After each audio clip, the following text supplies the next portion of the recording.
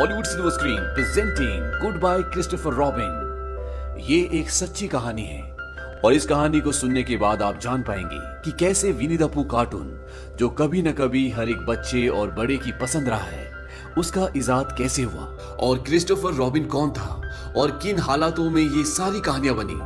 ये कहानी शुरू होती है वर्ल्ड वॉर 2 से सन 1941 में, जब एक आदमी जिसका नाम एलन अलेक्जेंडर मिलर है, उसके पास एक औरत का लेटर आता है और उस लेटर को देखकर वो इमोशनल हो जाता है और कहानी फ्लैशबैक में चली जाती है। और अब कहानी आती है वर्ल्ड वॉर 1 सन 1916 में, जब एलन इस जंग का हिस्सा होता है। वो जंग लड़ता है और जंग लड़ने के बाद वो अपनी पत्नी डेफनी के पास वापस आता है। जंग खत्म हो चुकी है। एलन पेशे से एक मशहूर राइटर होता है जो कविताएं और नाटक लिखता है। अब धीरे धीरे वक्त बीतता है और इनके घर में एक बच्चा पैदा होता है और उस बच्चे का नाम ये क्रिस्टोफर रॉबिन रखते हैं। प्यार से वो उसे बिली मून बुलाते हैं। हालांकि एलन की बीवी क्रिस्टोफर के पैदा होने से बिल्कुल खुश नहीं होती, क्योंकि वो नहीं चाहती थी कि उनके घर में लड़का हो, वो चाहती थी कि उनके घर में लड़की हो। वो एलन को बोलती कि मैं अब इससे प्यार नहीं कर सकती, क्योंकि जब ये बड़ा हो जाएगा तो ये भी जंग में जाएगा और मुझे भी इसका इंतजार करना पड़ेगा जिस तरह से मैंने तुम्हारा इंतजार किया था, वो भी बिना किसी उम्मीद के। और अब मेरे अंदर ये सब सहने की शक्ति नहीं है। इसके बाद वो क्रिस्टोफर रॉबिन के लिए एक नैनी रखते हैं जिसका नाम ऑलिव होता है और ऑलिव क्रिस्टोफर रॉबिन से बहुत प्यार करती है। धीरे धीरे वक्त बीतता है और क्रिस्टोफर रॉबिन 3 साल का हो जाता है। लेकिन इन 3 सालों में सिर्फ ऑलिव ने उसका ध्यान रखा होता है, क्योंकि उसके माँ बाप पार्टीज में और अपने काम में बहुत बिजी होते हैं। वो क्रिस्टोफर रॉबिन पर ध्यान दे नहीं पाते और एलन लगातार नाटक लिखता है। लेकिन अब वो अपने काम से ऊब चुका है और वो किसी आइसोलेटेड जगह पर जाना चाहता है जहां पर वो कुछ नया, कुछ अच्छा लिख सके। इसीलिए वो अपने पूरे परिवार के साथ इंग्लैंड की एक कंट्री साइड जगह पर चला जाता है, जो पूरी तरह से एक जंगल होता है। और अब एलन का पूरा परिवार वहां पर शिफ्ट हो गया है। लेकिन वहां पर शिफ्ट होने के बाद भी एलन कुछ ज्यादा लिखता नहीं है। अब जब यहाँ पर उनका पूरा परिवार शिफ्ट हो जाता है तो डेफनी अपने बेटे क्रिस्टोफर रॉबिन को कुछ खिलौने देती है, जिसमें एक टेडी बेयर होता है, एक पिगलेट होता है, एक टाइगर और एक गधा। और इन सब खिलौनों को पाकर क्रिस्टोफर रॉबिन बहुत खुश होता है। क्रिस्टोफर अपनी मॉम से पूछता है कि इस टेडी बेयर का नाम क्या है। उसकी मॉम बोलती है कि इसका नाम एडवर्ड है। और अब वो अपने खिलौनों के साथ खेलना शुरू कर देता है। अब एक दिन क्रिस्टोफर के डैड एलन जंगल की तरफ जा रहे होते हैं और क्रिस्टोफर भी उनका पीछा करना शुरू कर देता है। और जब उसके डैड उसे देखते हैं तो उसके डैड बोलते हैं कि तुम्हें घर जाना चाहिए। क्रिस्टोफर बोलता है क्या मैं वापस चला जाऊं? उसके डैड बोलते हैं कि नहीं, चलो मेरे साथ। और वो दोनों आगे चलना शुरू करते हैं। अब क्रिस्टोफर अपने डैड से बोलता है कि मेरे पास जो डोंकी है, क्या आप उसके लिए कोई नाम रख सकते हैं? उसके डैड बोलते हैं कि उसका नाम ईयोर है। और इस नाम को सुनकर क्रिस्टोफर बहुत खुश होता है। अब जब ये आगे जा रहे होते हैं तभी एलन को मधुमक्खियों की आवाज सुनाई देती है और उस आवाज को सुनकर वो सहम जाता है। दरअसल उस आवाज से उसे वर्ल्ड वॉर 1 की याद आती है, जब वो जंग में था और आज भी उसके दिमाग से वो यादें निकल नहीं पाई हैं। क्रिस्टोफर बोलता है कि ये तो सिर्फ मधुमक्खियां हैं, ये अपना शहर ढूंढने के लिए आई है। और ये सुनने के बाद उसके डैड रिलैक्स हो जाते हैं और वो दोनों वहां से घर वापस आ जाते हैं। घर वापस आने के बाद एलन की पत्नी उससे बोलती है कि तुम यहाँ पर कुछ लिखने के लिए आए हो और तुमने अभी तक कुछ लिखना शुरू भी नहीं किया। जंग के बाद पूरा देश सदमे में, लोगों की जिंदगी बेरंग हो गई है और अगर तुम जंग के खिलाफ किताब लिखोगे तो तुम उनकी बेरंग जिंदगी में रंग भर दोगे। डेफनी बोलती है कि मैं लंदन जा रही हूँ, क्योंकि तुम एक ऐसे राइटर हो जो लिखता ही नहीं और अगर तुम लिखोगे नहीं तो तुम्हें झेलना मुश्किल है। एलन बोलता है कि तुम वापस कब आओगी? वो कहते हैं कि जब तुम लिखना शुरू करोगे। अब जब वो लंदन जा रही होती है तो नैनी बोलते हैं कि मैं और क्रिस्टोफर भी आपके साथ आ जाते हैं ताकि हम क्रिस्टोफर को जू दिखा सकें। और क्रिस्टोफर, नैनी और क्रिस्टोफर की मॉम डेफनी ये सब के सब लंदन में जू जाते हैं। जू में ये सब एक बहुत बड़े बेयर को देखते हैं। क्रिस्टोफर पूछता है कि इसका नाम क्या है? नैनी बोलती है कि इसका नाम विनी है, क्योंकि ये विनीपेग से है। जू घूमने के बाद नैनी और क्रिस्टोफर घर वापस आ जाते हैं, लेकिन उसकी मॉम डेफनी वहीं लंदन में रुक जाती है। और अगले दिन नैनी को 3 दिन की छुट्टी लेकर अपनी मॉम को देखने के लिए जाना पड़ता है, क्योंकि उसकी मॉम की तबीयत बहुत ज्यादा खराब होती है और इनका कुक भी पहले से छुट्टी पर होता है।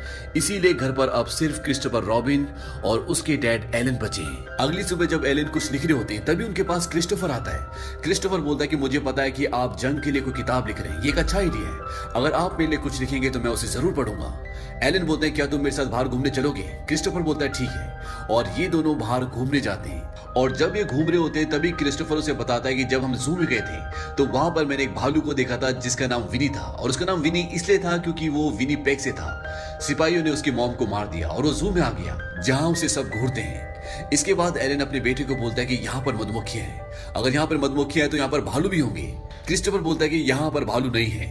तभी उसके पिता उसे पेड़ पर एक भालू दिखाते हैं जो कि क्रिस्टोफर का टेडी बेयर होता है, जिसका नाम होता है एडवर्ड, जो उसकी मॉम ने उसे खिलौना दिया होता है। दरअसल उसके डैड उसके साथ खेल रहे होते हैं। क्रिस्टोफर बोलता है कि आज से मैं इसे विनी बोलूंगा और वो उसका नाम विनी रख देता है। और उसके डैड क्रिस्टोफर के साथ इसी तरह से खेल खेलना शुरू कर देते हैं। जब वो डिनर करते हैं तब वहां पर खाना बहुत ज्यादा होता है और उसके डैड वहां पर उसके सारे खिलौनों को बिठा देते हैं। और ये सब करने में क्रिस्टोफर को बहुत मजा आ रहा होता है क्योंकि उसके पिता पहली बार उसके साथ खेल रहे होते हैं, उसके साथ टाइम बिता रहे होते हैं। और इस खेल में वो अपने बेटे के साथ बहुत सारी कहानियां बनाता है। वो टाइगर का नाम टिगर रख देते हैं, बेयर का नाम विनी, और जो उनके पास डोंकी होता है उसका नाम ईयो रखते हैं, और पिगलेट का पिगलेट। और इसी तरह इनके पास अब बहुत सारी कहानियां हैं। और एलन शहर से अपने एक दोस्त को बुलाता है जो क्रिस्टोफर रॉबिन और उसके खिलौनों के बहुत सारे स्केचेस बनाता है ताकि वो उसे अपनी कहानी में इस्तेमाल कर सके। और इसके साथ साथ वो एक पोयम भी लिखता है और उस पोयम को वो अपनी पत्नी को भेजता है। इस पोयम का नाम होता है वेस्पर्स और ये विनी द पू से रिलेटेड होती है। और कुछ दिनों बाद उसकी पत्नी घर वापस आ जाती है और वो उसे बताती है कि मैंने तुम्हारी पोयम को पब्लिश करवा दिया और वो लोगों को बहुत पसंद आई है। और अब एलन विनी द पू किताब के ऊपर और भी ज्यादा मेहनत करना शुरू कर देता है। और जब उसकी पहली किताब पब्लिश होती है तो वो रातों रात फेमस हो जाता है। एलन पहले से बहुत बड़ा राइटर था, लेकिन इस किताब के आने के बाद उसका सारा काम जो उसने पहले किया होता है वो सब छुप जाता है क्योंकि ये किताब लोगों को इतनी पसंद आती है कि वो रातों रात एक बहुत बड़ा सेलिब्रिटी बन जाता है। लोग अब उसकी किताब के बारे में, उसकी कहानियों के बारे में जानना चाहते हैं। और जब लोगों को ये पता चलता है कि क्रिस्टोफर रॉबिन एक सचमुच का लड़का है तो लोगों की जिज्ञासा और भी बढ़ जाती है और अब लोग क्रिस्टोफर रॉबिन से मिलना चाहते हैं, उसके बारे में जानना चाहते हैं। कुछ दिनों बाद क्रिस्टोफर रॉबिन की नैनी भी घर वापस आ जाती है। उसे देखकर क्रिस्टोफर रॉबिन बहुत खुश होता है। दरअसल उसकी मॉम की मृत्यु हो गई थी, इसीलिए उसे कुछ ज्यादा ही टाइम लग गया। उसकी नैनी बताती है कि मैंने क्रिस्टोफर रॉबिन की प्रेयर्स के बारे में जो आपने पोयम लिखी थी वो अपने दोस्त के घर पर देखी और मुझे बहुत खुशी है कि लोगों को ये पोयम इतनी पसंद आई। दरअसल एलन ने जो पोयम लिखी थी वो क्रिस्टोफर रॉबिन की प्रेयर्स के बारे में थी जिसे सभी लोग बहुत पसंद कर रहे थे। अब जब क्रिस्टोफर रॉबिन इतना फेमस हो चुका है तो उसका पूरा लाइफस्टाइल चेंज हो चुका होता है। उसके लिए कई चिट्ठियां हर रोज आती है, वो पार्टीज में जाता है, लोग उसके साथ फोटो खिंचवाना चाहते हैं, उसके ऑटोग्राफ चाहते हैं। लेकिन क्रिस्टोफर रॉबिन को ये सब इतना पसंद नहीं आता क्योंकि वो सिर्फ जंगल में अपने पिता के साथ खेलना चाहता था। लेकिन अब वो सारा का सारा खेल बंद हो चुका है क्योंकि एलन जो कि उसके पिता हैं वो अपने काम में इतने बिजी हैं कि वो क्रिस्टोफर रॉबिन को वक्त दे नहीं पाते। जहां पहले वो बैट बॉल खेलते थे, एक साथ कहानियां बनाते थे, अब वो अपने बेटे क्रिस्टोफर रॉबिन को बिल्कुल भी वक्त नहीं दे पाते। वो हमेशा पार्टीज में या अपने लिखने के काम में बिजी रहते हैं और इस बात से क्रिस्टोफर रॉबिन बहुत उदास भी हो जाता है। क्रिस्टोफर रॉबिन की जो नैनी होती है वो भी नहीं चाहती कि क्रिस्टोफर रॉबिन की जिंदगी जिस तरह से चल रही है उस तरह से उसकी जिंदगी चले क्योंकि वो जानती है कि वो सिर्फ अपने पिता का साथ चाहता है। उसे पार्टीज, ये इंटरव्यूज, ये चमक धमक की दुनिया, इससे कुछ लेना देना नहीं है। लेकिन ये बात उसके माँ बाप नहीं समझ पाते और बिली के पास अब सिर्फ उसकी नैनी का प्यार है।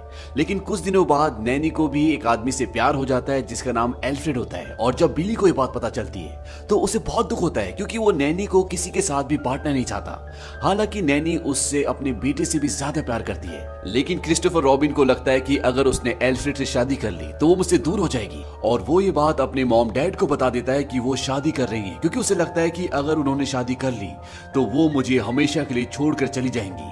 और जब उसके मॉम डैड को ये बात पता चलती है तो क्रिस्टोफर की मॉम डेफनी नैनी को ताना देती है। वो बोलते कि अब हमें समझ में आया है कि हमारा बेटा इतना उदास क्यों रहता था। नैनी एलन को बोलते कि आप वो बिल्कुल नहीं कर रहे जो क्रिस्टोफर के लिए अच्छा है, आप उसे अपनी किताबें बेचने के लिए इस्तेमाल कर रहे हैं। उसे एहसास दिलाइए कि आप उसकी परवाह करते हैं। क्रिस्टोफर की मॉम डेफनी बोलती कि परवाह, मैंने उसे पैदा किया है। नैनी बोलती कि माफ करना, पर पैदा तो जानवर भी करते हैं। वो एलन को बोलती है कि एक पिता को अपने बेटे का साथ देना चाहिए, उसे आपकी जरूरत है। और नैनी काम छोड़कर चली जाती है। क्रिस्टोफर को इस बात से बहुत दुख होता है। हालांकि नैनी के लिए भी उसे छोड़कर जाना इतना आसान नहीं है क्योंकि वो उसे बहुत प्यार करती है। लेकिन अब वो मजबूर है। और नैनी के जाने के बाद धीरे धीरे एलन को यह एहसास होता है कि उसने गलती की। दरअसल ये क्रिस्टोफर रॉबिन की खेलने कूदने की उम्र है, ना कि इंटरव्यू देने की, पार्टीज में जाने की। और वो एक दिन अपने बेटे को बोलता है कि आज के बाद मैं क्रिस्टोफर रॉबिन के बारे में, विनी द पू के बारे में, टिगर के बारे में कुछ भी नहीं लिखूंगा, एक लफ्ज भी नहीं। क्रिस्टोफर रॉबिन बोलता है क्या अब विनी द पू दोबारा से हमारा हो जाएगा? एलन बोलते कि नहीं, अब वो दुनिया का हो चुका है। लेकिन मैं तुमसे वादा करता हूं कि मैं क्रिस्टोफर रॉबिन के बारे में एक लाइन भी नहीं लिखूंगा, और ना ही अब तुम्हें फोटोग्राफ्स खिंचाने पड़ेंगे, ना ही बड़े बड़े लोगों के साथ चाय पर जाना पड़ेगा। अब जो तुम चाहे वो कर सकते हो। इस बात से क्रिस्टोफर रॉबिन बहुत खुश होता है और अब उसके डैड उसे एक बोर्डिंग स्कूल में भर्ती कर देते हैं। लेकिन वहां के बच्चे क्रिस्टोफर रॉबिन को विनी द पूह की वजह से बहुत चिढ़ाते हैं। इस बात से वो बहुत परेशान हो जाता है। धीरे धीरे वक्त बीतता है और वो बड़ा हो जाता है और अब वर्ल्ड वॉर 2 शुरू हो चुका है और वो आर्मी में जाना चाहता है। लेकिन जब वो टेस्ट देता है तो वो मेडिकल में फेल हो जाता है। इस बात से वो बहुत डिसअपॉइंट हो जाता है। दरअसल वो आर्मी में जाना चाहता है, वो अपने देश के लिए कुछ करना चाहता है, अपनी एक पहचान बनाना चाहता है। और वो अपने डैड से बोलता है कि मैं जानता हूं कि आप मुझे मेडिकल में पास करवा सकते हैं, क्योंकि देश के हर एक नागरिक के दिल में आप बसे हुए और ये सब मेरी वजह से मुमकिन हो पाया है। और एलन ना चाहते हुए भी उसे आर्मी में भर्ती करवा देते हैं। और वॉर में जाने से पहले क्रिस्टोफर अपने डैड को बोलता है कि उस बेर ने मेरी जिंदगी खराब कर दी। मैं जहां भी जाता हूं लोगों को पता चल जाता है। जब मैं छोटा था हम जंगल में खेलते थे और फिर आपने किताब लिखी और सब कुछ खत्म हो गया। आप पूरी तरह से बदल गए। एलन बोलता कि ये सच नहीं है। जैसे ही मुझे एहसास हुआ मैंने वो लिखना छोड़ दिया था। वो मेरी जिंदगी के सबसे अच्छे दिन थे। क्रिस्टोफर बोलता है फिर आपने उन्हें बेच दिया। एलन बोलता है कि तुमने ही कहा था कि मेरे बारे में किताब लिखो। क्रिस्टोफर बोलता है कि मैंने मेरे बारे में नहीं, मेरे लिए कहा था। और इसके बाद क्रिस्टोफर ट्रेन से वहां से जंग पर चला जाता है। कहानी वापस प्रेजेंट में आती है और एलन वो लेटर खोलता है जो अभी अभी उसे मिला है। उसमें लिखा होता है कि आपके बेटे लापता है, संभवतः मारे गए। इस खबर को सुनकर वो पूरी तरह से टूट जाता है। उसकी पत्नी भी बहुत रोती है और इसके बाद एलन क्रिस्टोफर की नैनी के पास जाता है। नैनी को जब ये पता चलता है तो नैनी भी फूट फूट कर रोती है, क्योंकि वो आज भी क्रिस्टोफर से बहुत प्यार करती है, उसे अपना बेटा मानती है।